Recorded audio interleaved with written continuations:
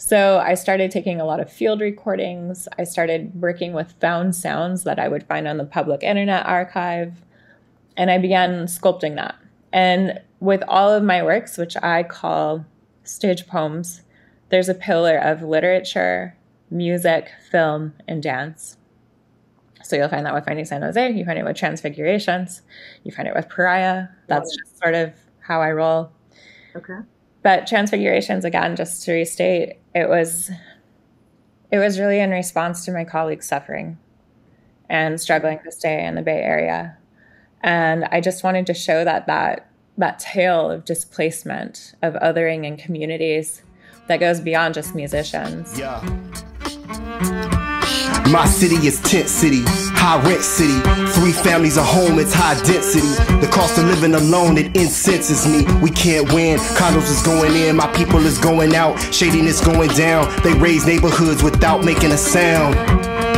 Cracks open the ground as the residents stood to applaud the new guards. The past and the future at odds. Active shooter at large and on duty. Real life horror movie, so your words don't move me. No apologies, no excuses for your predatory policies. Call it prophecy, destiny manifested. Your culture is deemed irrelevant. All hail development. Now let the cold truth settle in. Here's the decadent settlers and settlements.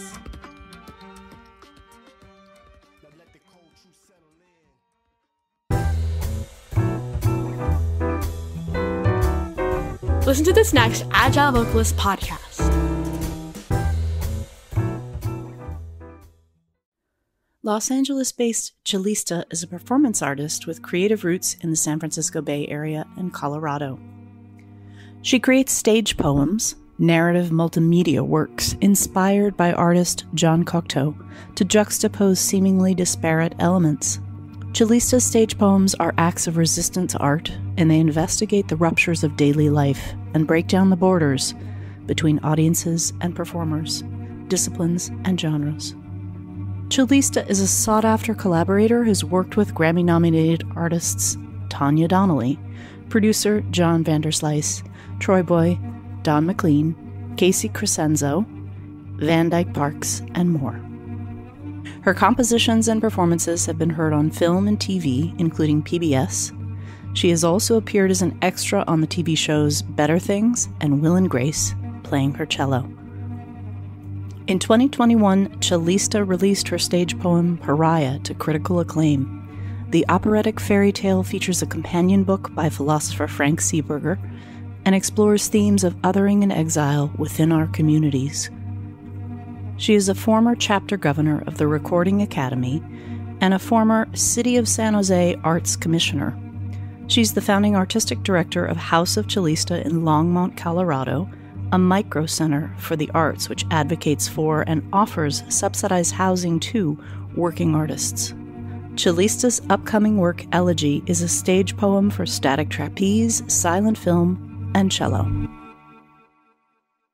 Welcome, Cellista. Thank you for being a guest on Agile Vocalist. It's great to have you here virtually with me.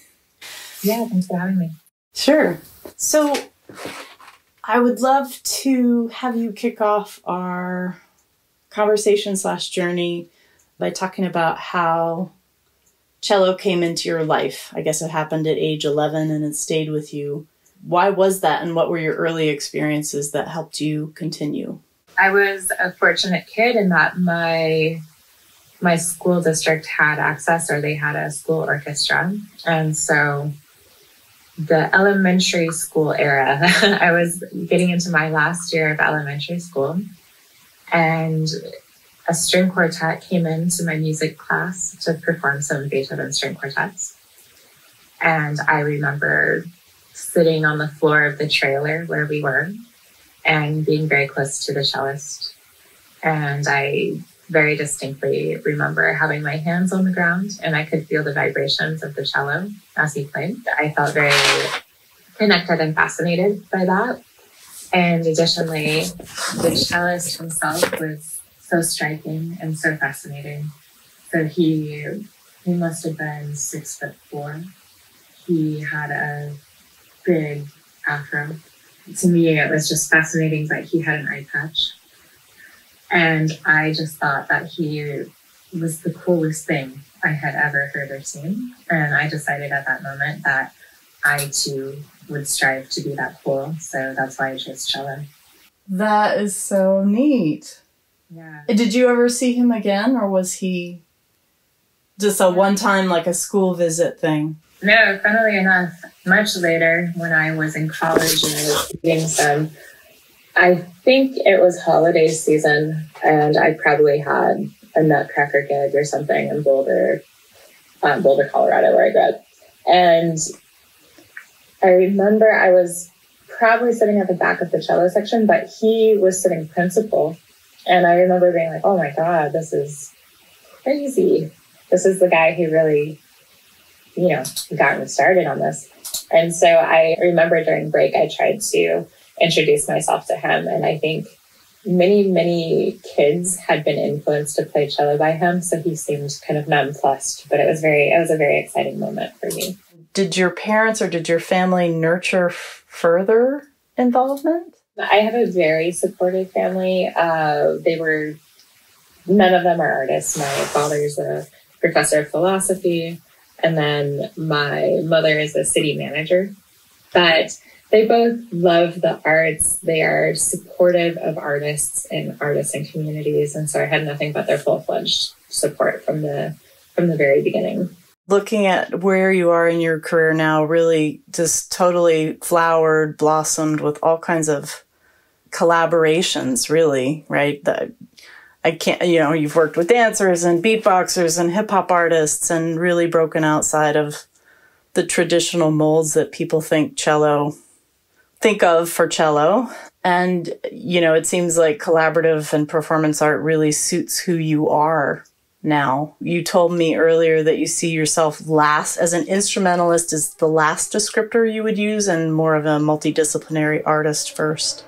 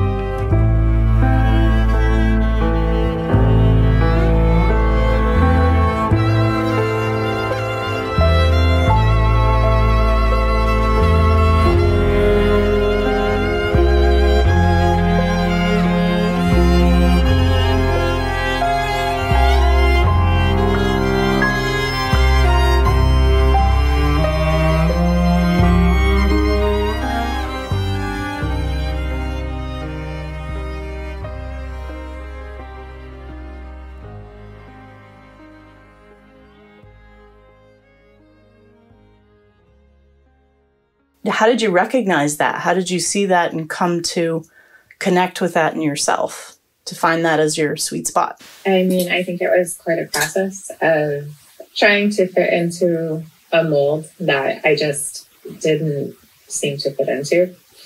And I did the classical cellist route for most of my life, but I felt like it didn't tell the whole story of the stories I wanted to tell. And I think what culminated in me detaching from that label of musician or classical cellist was when I went to graduate school at SF State for my MM in cello performance. And I essentially floundered during that time. I was struggling to keep up and to some extent not wanting to.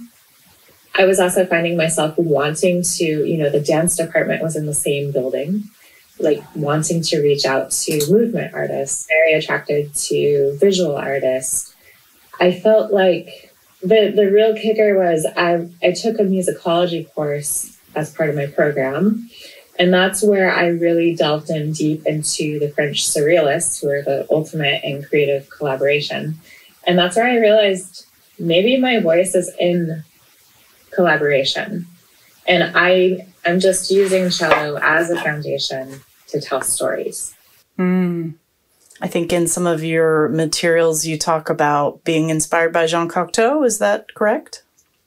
I think Cocteau is my biggest influence. He was unapologetic in using whatever media he needed to tell a story. I think I've tried to emulate that fearlessness in grasping different disciplines and trying to bridge the gap between them. I would love to hear you talk a little bit about your process for Transfigurations and how it began as a political response to a previous president. I guess the album includes a live cello, improv, but what was the process of it? So Transfigurations is my sophomore album. It came after Finding San Jose. It was very much in direct response to issues of gentrification in the Bay Area as I saw my colleagues struggling to stay in place. I wanted to address that. Additionally, we had a corrupt president come into power. And also at the same time, I was becoming fascinated by the noise music scene. So I don't know if you know what noise music is, but it's... Why don't you tell us? That would be great. Yeah, so noise is just sort of, if you can think of artists coming together and just simply making noise. There's no formula. There's no score. There's nothing. There could be screaming. There could be contact mics. There could be this, that, or the other. But for me, what it is it's composition at its finest, and it's sculpting with sound.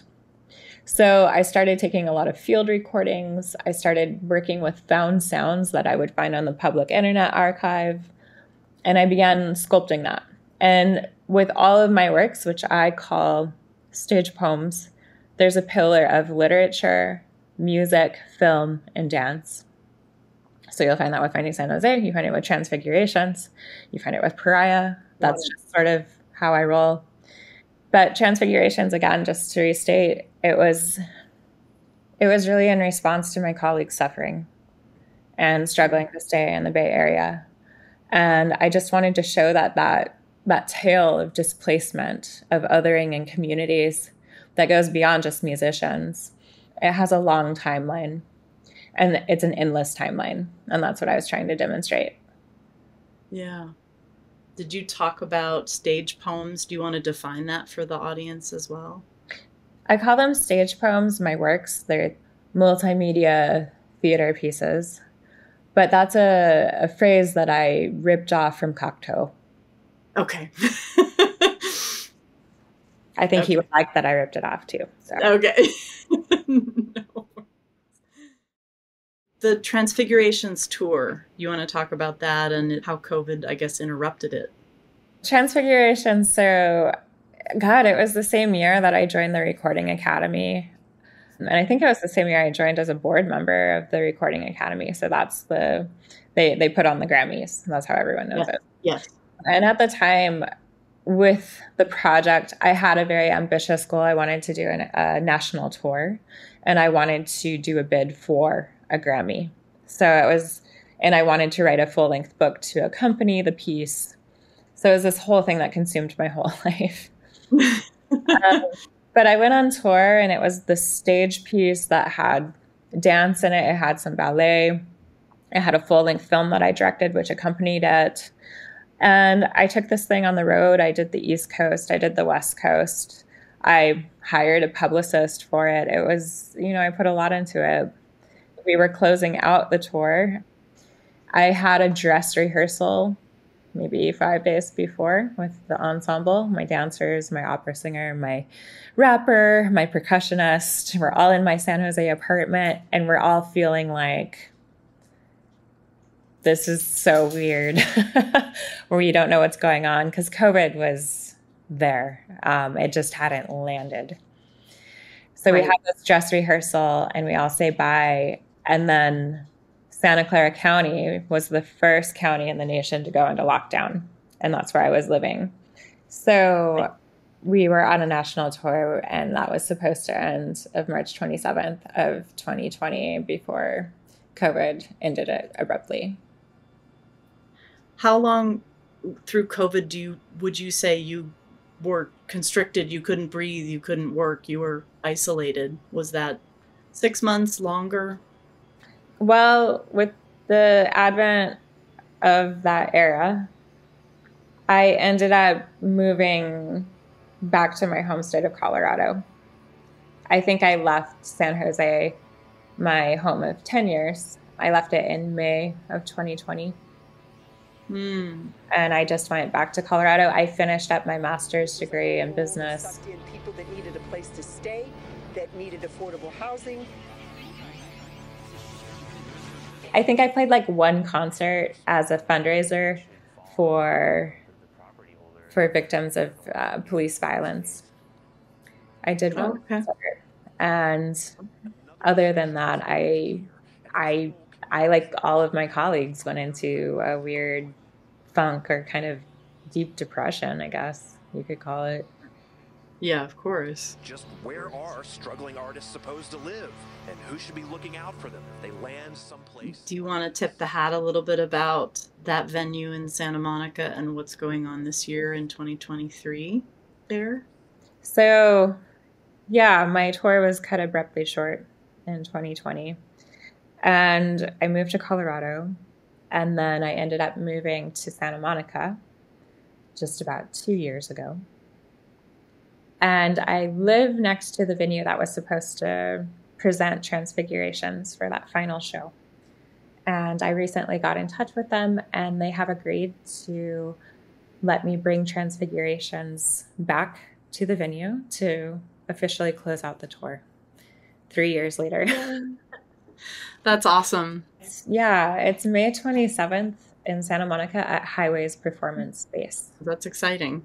Yeah. It's nice to have the closure, right? It's interesting because I find it to be a sort of opening in some way, because thematically Trump's back.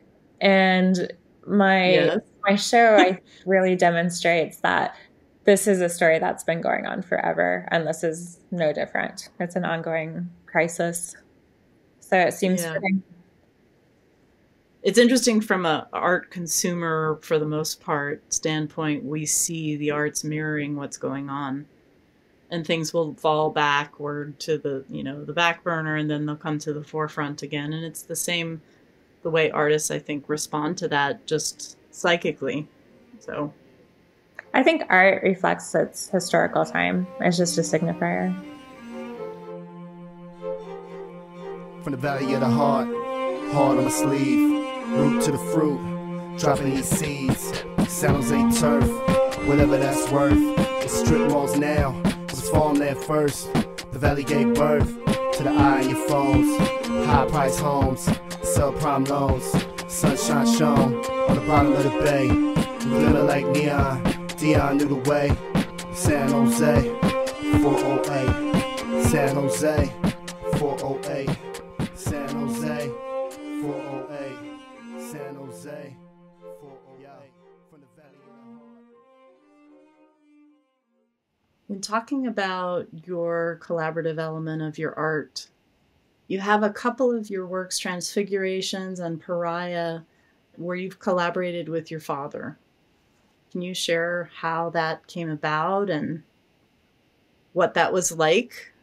I mean, I think more than anything with my father, he's been my lifelong intellectual companion. He's someone I go to conceptualize art, to develop art, to talk things through, to have some sort of bearing or rooting within my concepts that makes sense.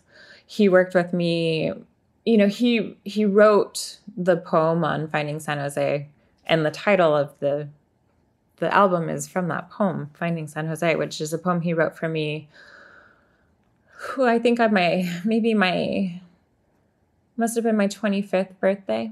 I had just moved to the Bay Area from France, finding my creative voice, and he wrote that poem for me. So yeah, he's been an incredible source of inspiration and comfort and So with Transfigurations, we wrote the accompanying book together.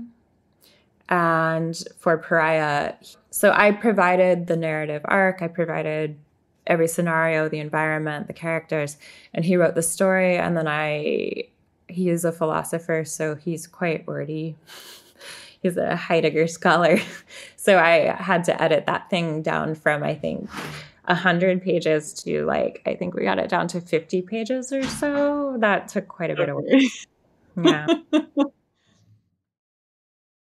Pariah is described by the media as a fairy tale album of a woman's story of exile, because she's willing to question existing power structures. And you want to share a little bit where the narrative journey about where she goes, how it ends up?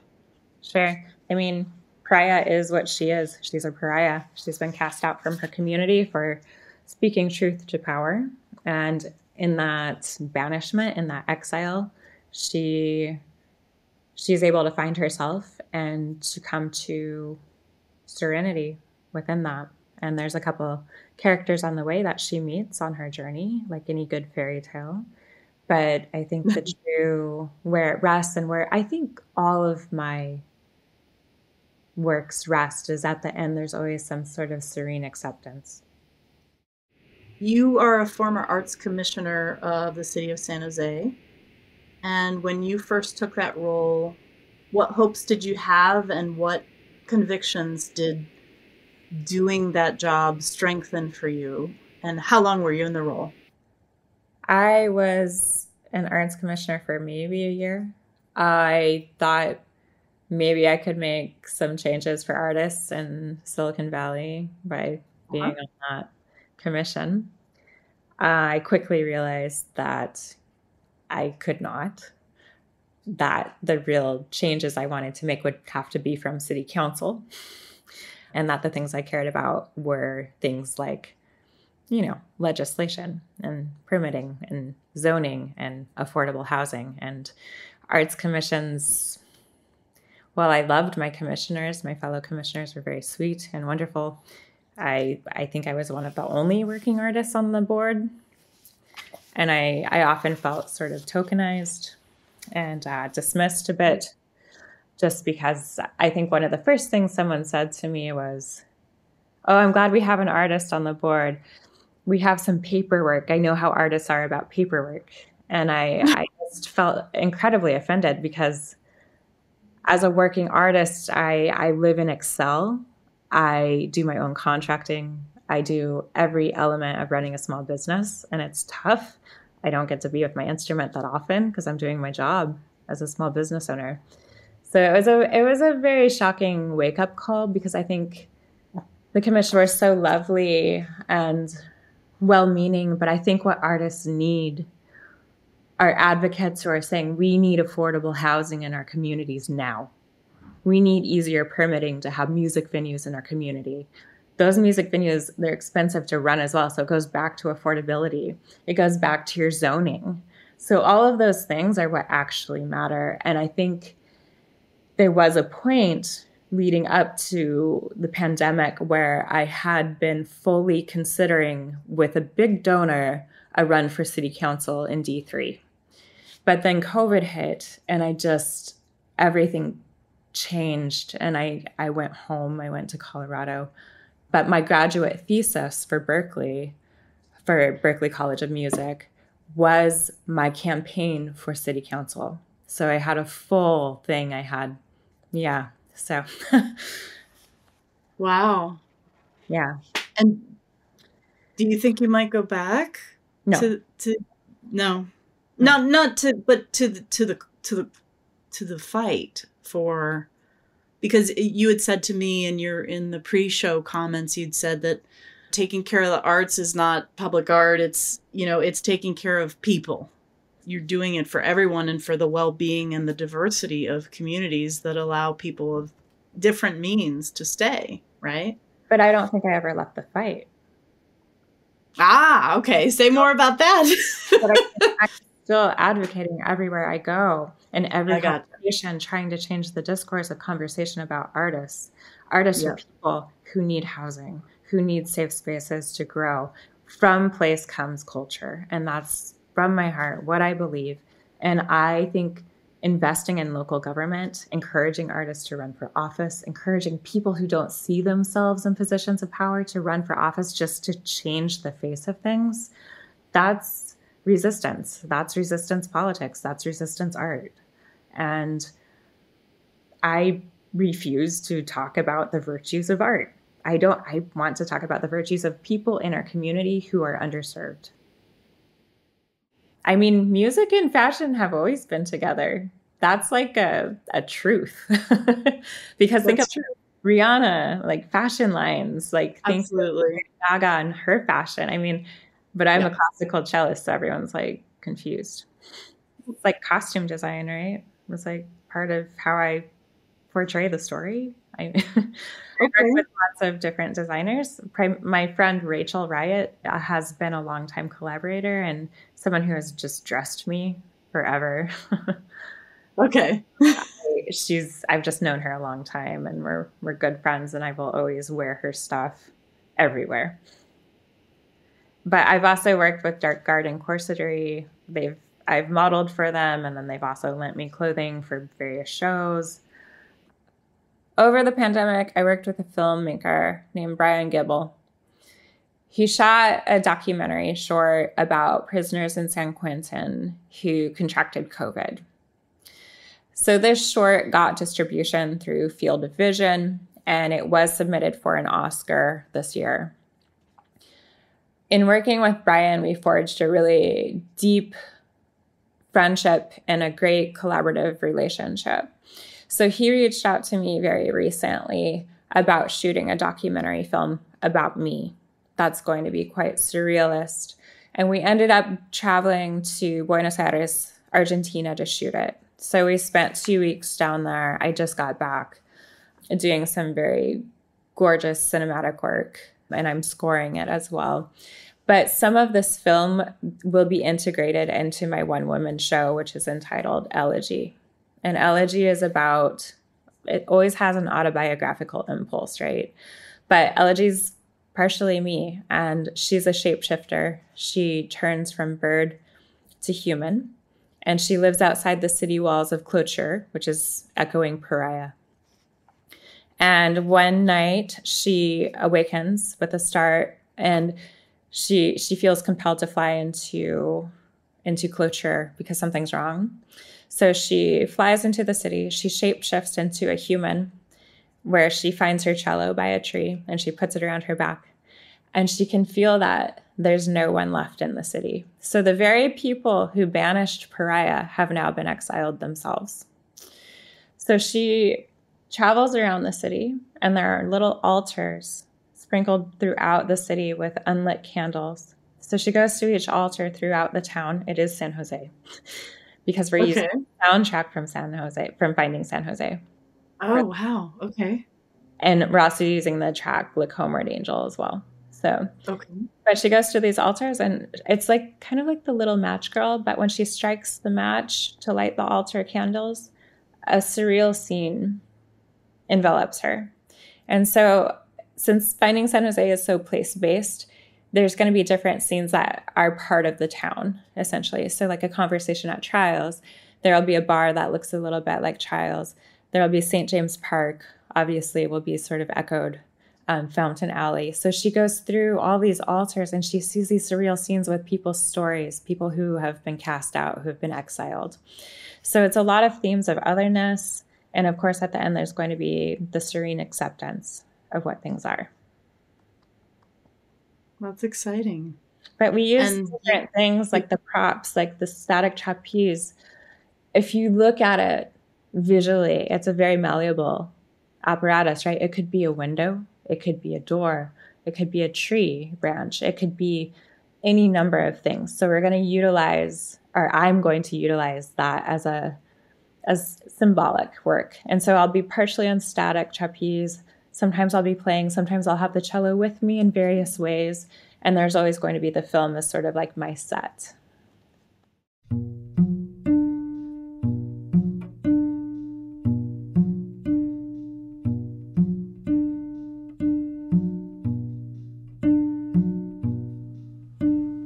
raced ahead and past what was there. I saw you, a beacon of light in a crowd. We are already here. I am confessing, this is my home. Captive.